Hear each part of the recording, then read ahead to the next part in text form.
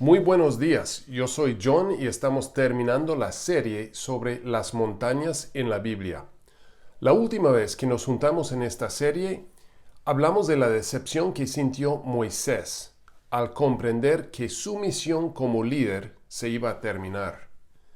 Sentir una decepción es algo que todos hemos experimentado, aunque no nos gusta recordar.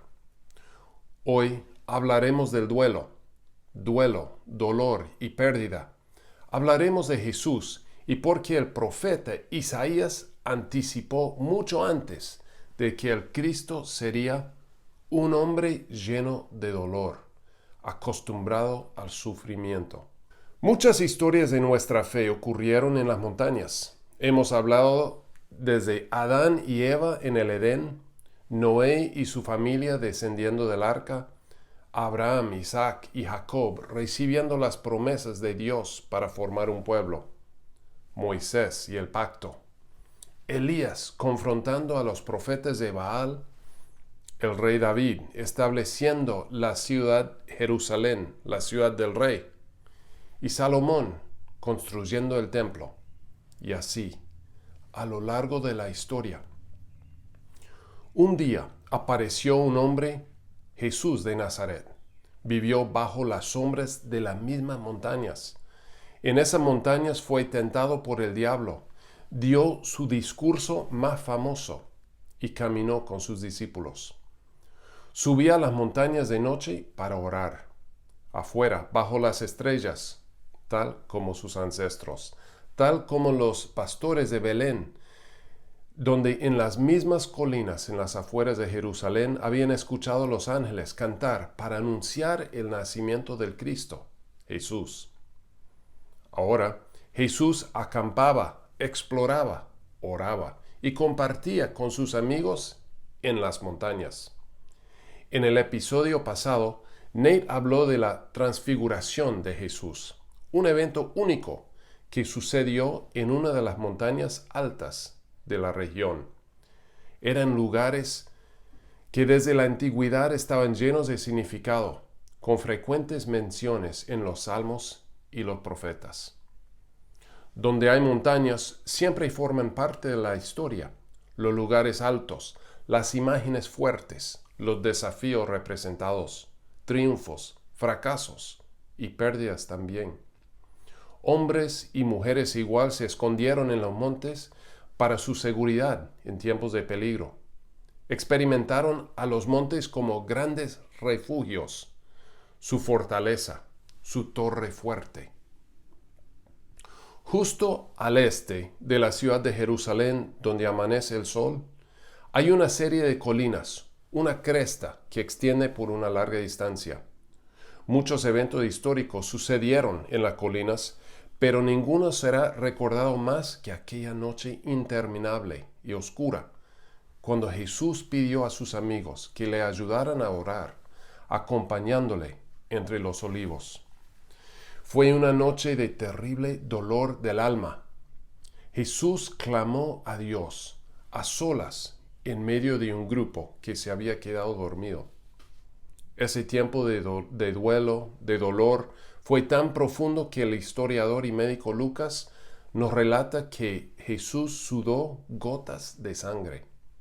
Aquella noche, cuando Jesús fue entregado, estuvo solo entre los árboles, sobre el monte de Olivos, en el jardín de Getsemaní.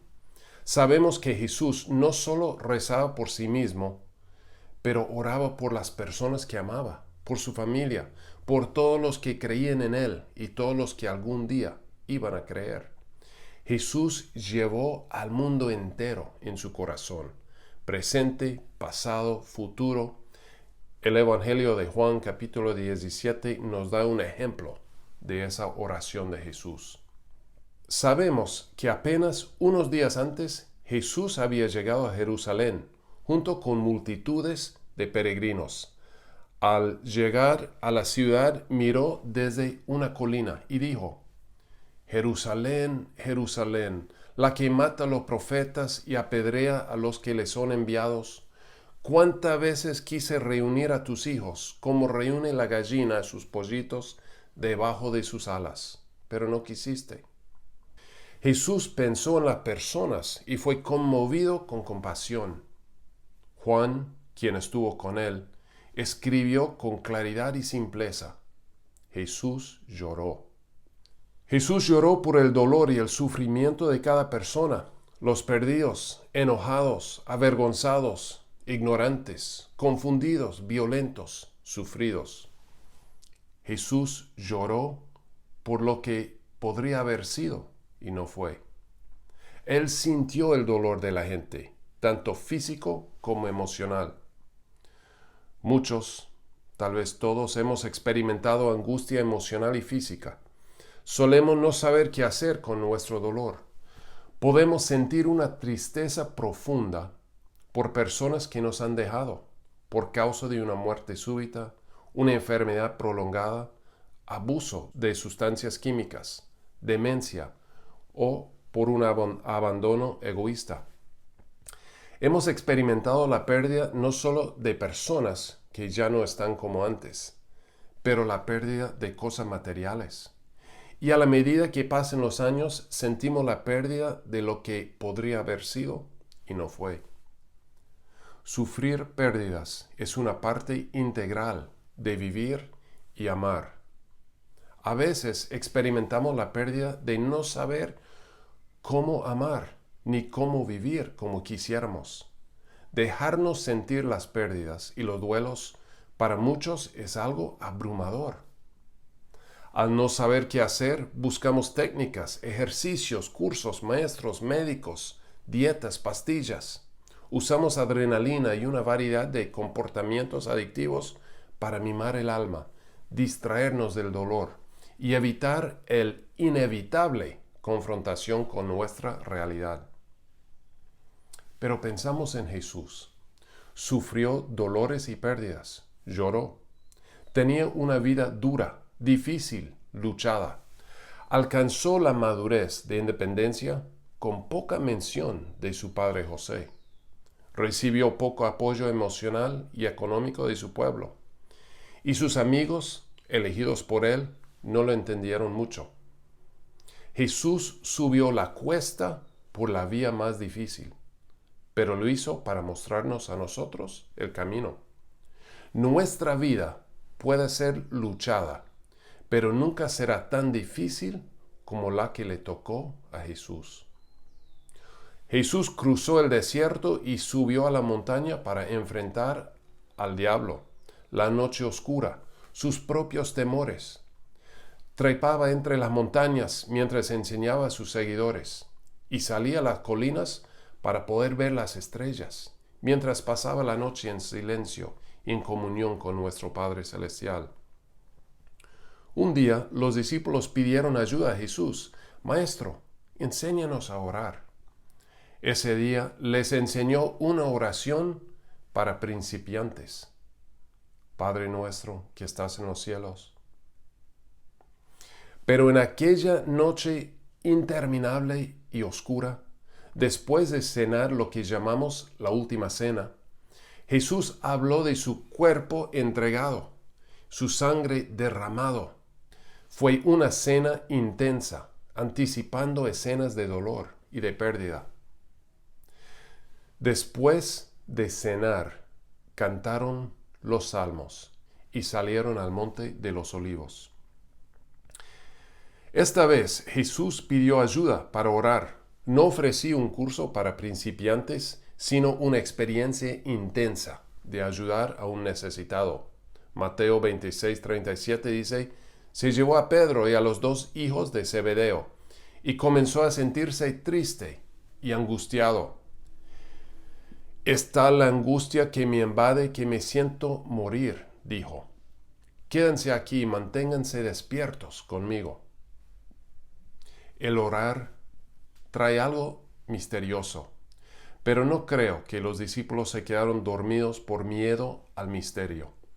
Dormían porque caían exhaustos emocionalmente por los eventos y las actividades de la semana y la intensidad de la cena pascual recién celebrada. No comprendieron el significado del momento ni la importancia de lo que les pedía Jesús. Los amigos dejaron a Jesús solo para enfrentar su dolor. Más adelante se dieron cuenta y pidieron perdón. Pero esa imagen de Jesús clamando y llorando en la soledad de la noche oscura marcó sus vidas para siempre. Dentro de poco, ellos mismos sufrieron dolor y la pérdida más grande de la historia, la traición, maltrato y crucifixión de Jesús. Más adelante, en los años venideros, vivieron la persecución, encarcelamiento, golpes, separaciones, sufrimientos y muerte para amigos y familiares. Llegó la guerra. Y Jerusalén, aquella bella ciudad sobre la montaña, la ciudad del rey, fue destruida y el templo quemado. Sufrieron el dolor a la vez que experimentaron el poder restaurador y la esperanza y alegría de confiar y caminar con Jesús. ¿Cómo puede ser? ¿Un duelo profundo y a la vez alegría? Los discípulos se preguntaron y reflexionaron. Entonces recordaron el camino difícil que le tocó a Jesús y en especial aquella noche oscura en el Monte de los Olivos. Escribieron una carta que llamamos Hebreos y la envió al mundo. La carta a los Hebreos explica unas verdades centrales sobre la persona de Jesús y cómo acercarnos a Él mediante la fe y la oración, y no a través de los ritos ni las obras religiosas. La carta a Hebreos fue escrita en un contexto histórico de sufrimiento, incertidumbre, deprivación y pérdida. Hebreos presenta a Jesús como mayor que los ángeles, la ley, el templo y la tradición. Pero al escribir de su grandeza, su poder sanador, su autoridad única al enseñar y su incomparable amor incondicional para con sus amigos, los autores enfatizan en la carta lo que aprendieron de aquella noche en Getsemaní, aquella fin de semana cuando Jesús fue crucificado y enterrado, aquello niño Jesús llevado como refugiado político de la violencia para crecer en una tierra extraña, creciendo como niño pobre en un contexto donde nadie lo entendía, luchando para ubicarse en un mundo desubicado.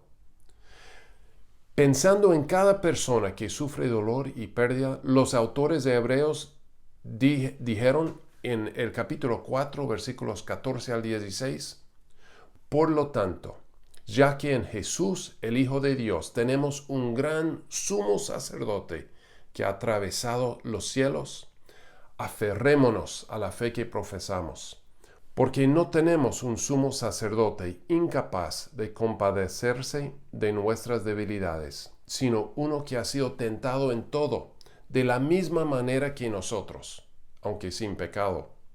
Así que acerquémonos confiadamente al trono de la gracia para recibir misericordia y hallar la gracia que nos ayude en el momento que más la necesitamos.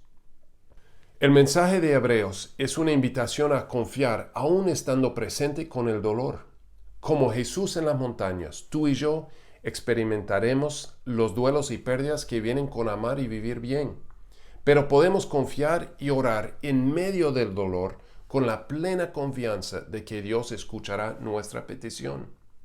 ¿En qué se basa nuestra confianza? Pues en la vida, ejemplo y promesa de Jesús, de atendernos y presentar cada petición delante del trono de Dios, en la montaña más alta. Los discípulos aprendieron y querían compartir que no estás solo. No existe el dolor o sufrimiento, la prueba difícil o tentación intensa, ninguna noche oscura o ansiedad extrema que sea propia, exclusiva o única para ti. Los mismos discípulos sufrieron mucho y nos aseguran de que Jesús se identifica con nuestro dolor y nos comprende. Jesús te conoce a ti. Por eso dijo, vengan a mí todos ustedes que están cansados y agobiados, y yo les daré descanso. Fue Pedro quien dijo, depositan en Él toda ansiedad, porque Él cuida de ustedes. Confía en la fidelidad de Dios. Sus promesas siempre son más reales y verdaderas que nuestras circunstancias. Ahora vamos a cerrar escuchando un himno, una canción tal vez similar a la que cantaron los discípulos con Jesús. Son palabras que nos recuerdan que la misericordia, la bondad, la fidelidad de Dios se renueva cada mañana. El himno Grande es tu fidelidad es increíblemente inspirado por unas pocas palabras del profeta de las lágrimas, Jeremías, en su ensayo titulado Lamentaciones. Jeremías lloró por su pueblo, pero encontró la fe y la esperanza al regocijarse en las bondades y fidelidad de Dios. Lamentaciones 3. Léelo para ti mismo luego de escuchar esta canción.